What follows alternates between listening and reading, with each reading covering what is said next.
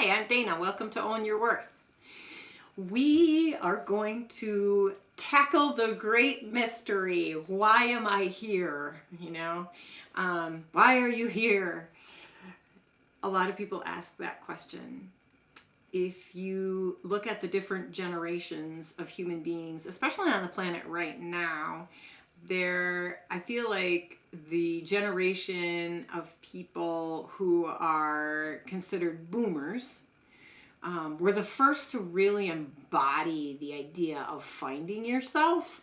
And I know if you watch many different types of, movies or TV or read a lot of different types of books, that it's a concept that's been mocked.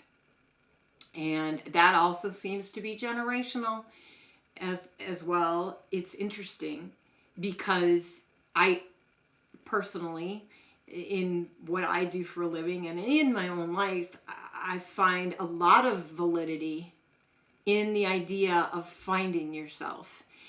And it is interesting that it is sometimes rejected, because if we look at the rejection piece, I have found that it is because the people choosing to reject it have no interest in facing their authenticity or claiming their authentic self.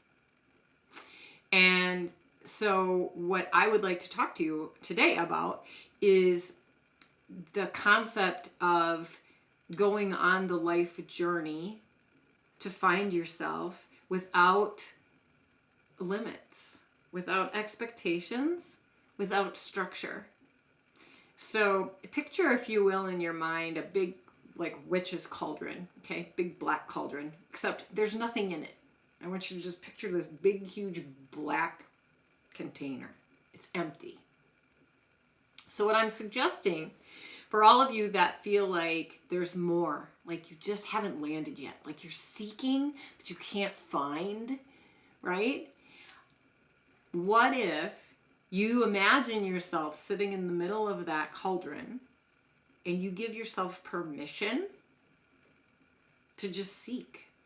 What if the reason that you're struggling with, I can't find myself, or I feel like I have to go look for myself, is because there's so much structure and so much control that you haven't given yourself the space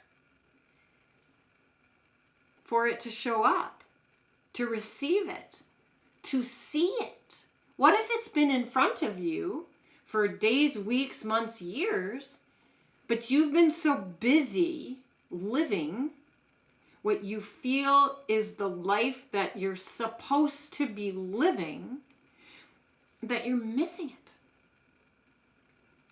So I would like to propose that it is incredibly valid to not feel like you know yourself. It is incredibly valid to feel like you have to find who you are or seek out who you are. But what I'm suggesting is you don't have to go across the country to do that. You don't have to leave every part of your current life in order to do that. I think what I've learned and what's shown up in my office time and time and time again is, rather than trying to change your outside, your external experiences to help yourself find yourself, what works best is to spend more time inside yourself. Negate the question for a while. Set it aside. Put it on a shelf. And spend time getting to know who you are.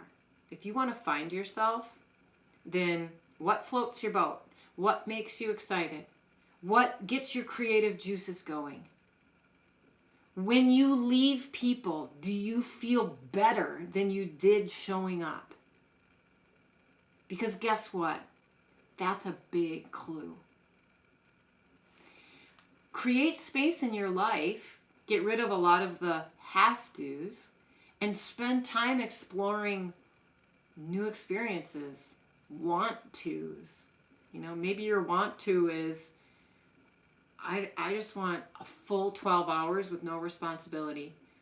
I think most adults from like 18 on have thought that. So spend time with why. Why does that appeal to you?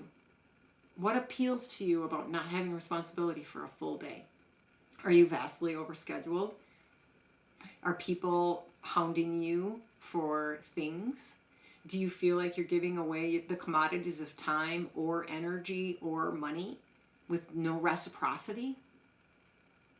So again, I'm going to invite you to, first of all, understand that trying to find yourself is a real thing. So validate that. Many, many, many, many people feel like they live their whole lives and don't truly know who they are. So give yourself that cauldron of opportunity. Sit and just explore. What do I love? What makes me feel joyful? And see where it leads you. And please, if you end up doing some of this work, add comments below. I would love to know how your experimenting with getting to know yourself goes. If you haven't already subscribed, please consider subscribing. And to my subscribers, thank you so very much. Until next time, this is Dana with Own Your Worth. Namaste.